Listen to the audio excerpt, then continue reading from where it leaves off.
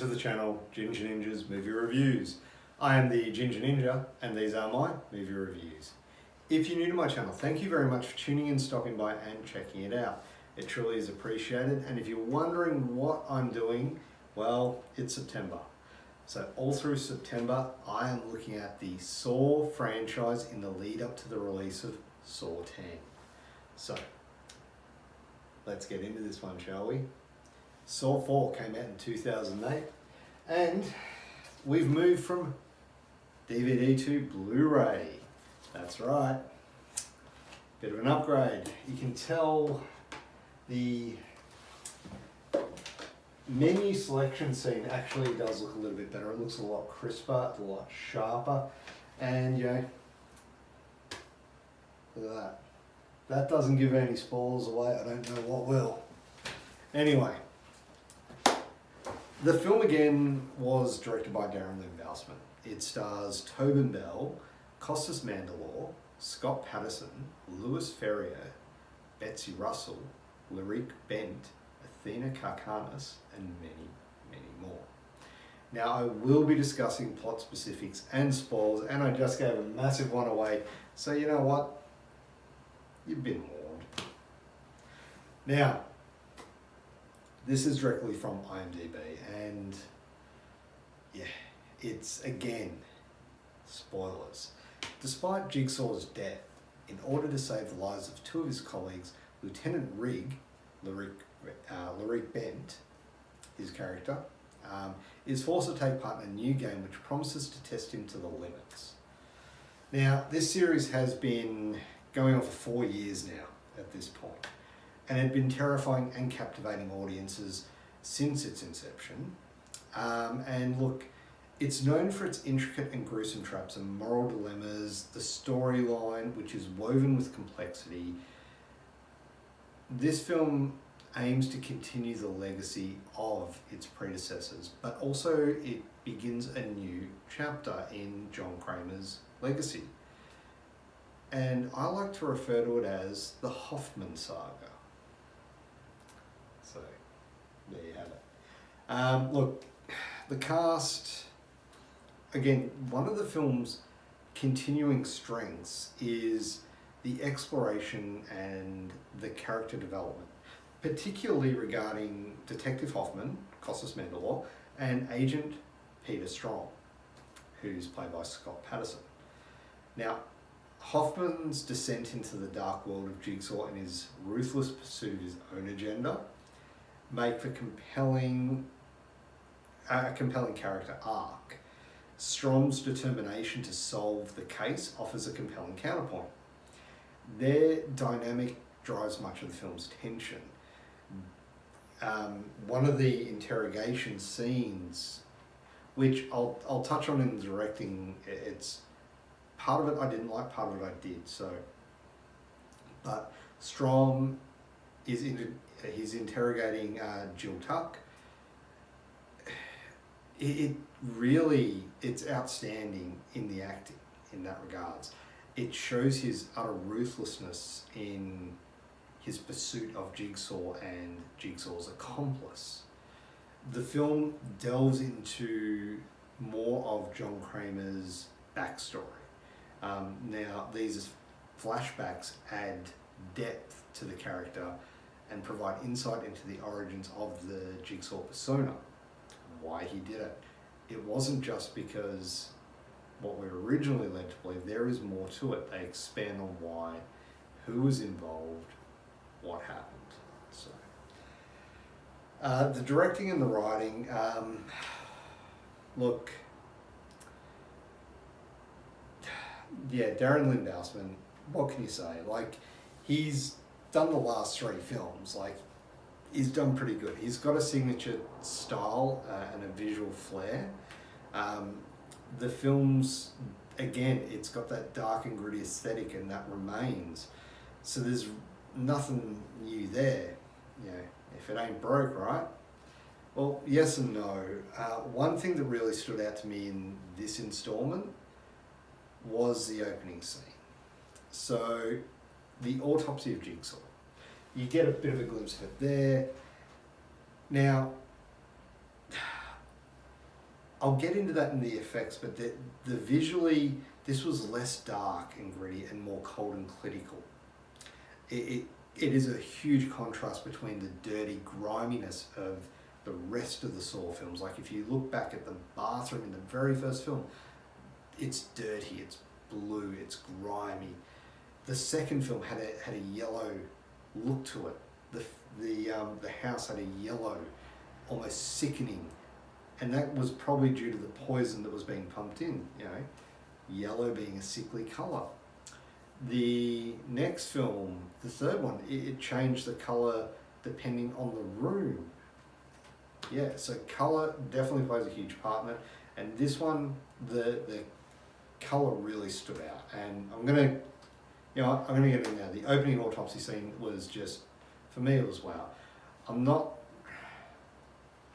just referring to there's this really gruesome scene where John Kramer is getting autopsy on his scalp is getting pulled down over his face to expose his brain.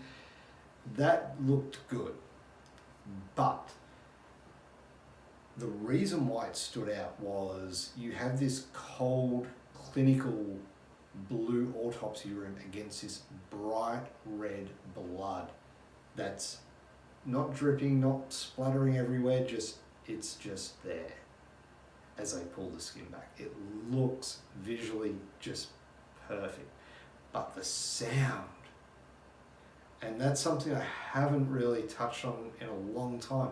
The actual quality of the sound, the as the skin is being pulled back, oh, grab a bucket. Look, again, this film pushes the gore level up a notch. So if you're squeamish or have a weak stomach, Saw 4's not for you. The film does not hold back on the gore and brutality in any way, shape or form. One of the final kills, it's a head crushing scene, and it's just done so well, and you kind of expect it, but you also kind of don't.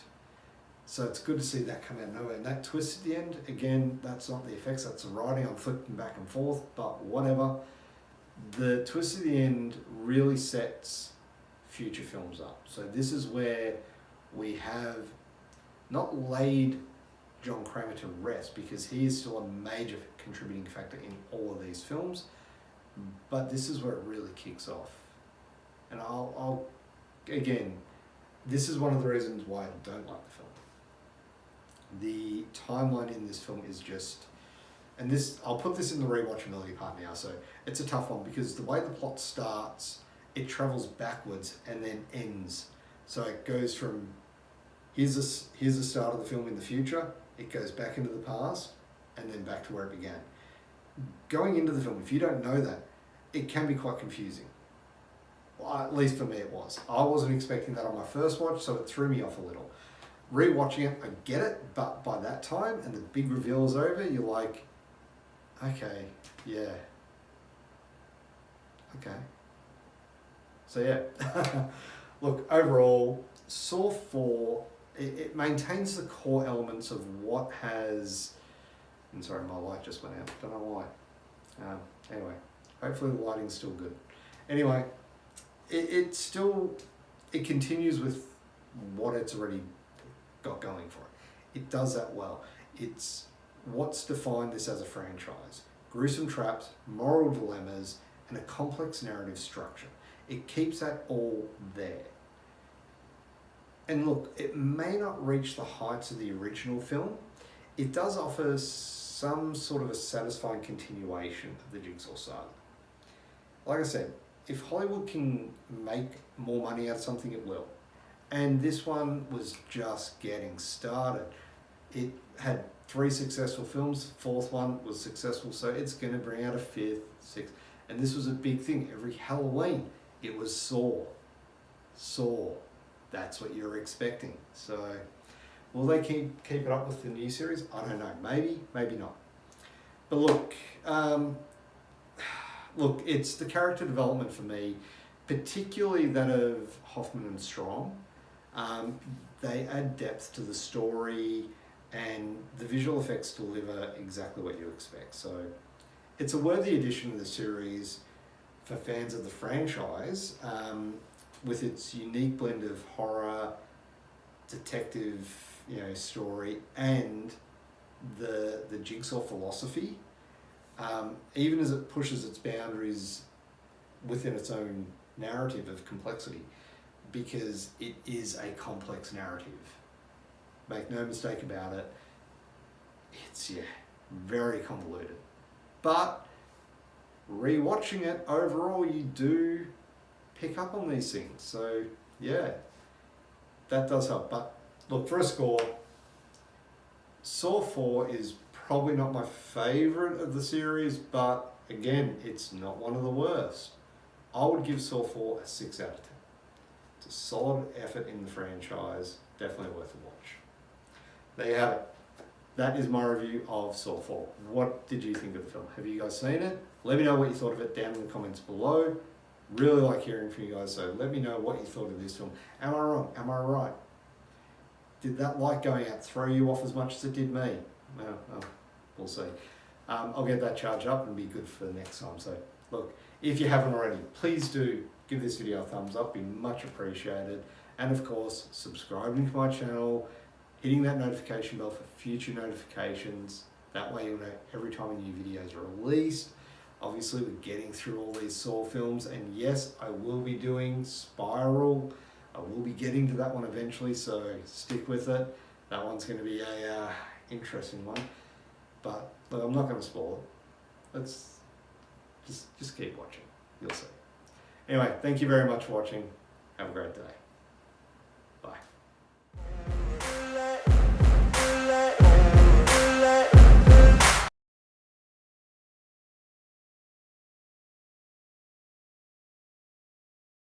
Hello and welcome back to Ginger Ninja's 60-second...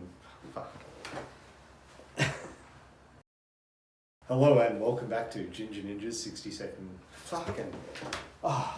If you think you'll win, not fucking likely. I be taking shots, yeah, cold-blooded, icy. Watching numbers grow is what I call sight.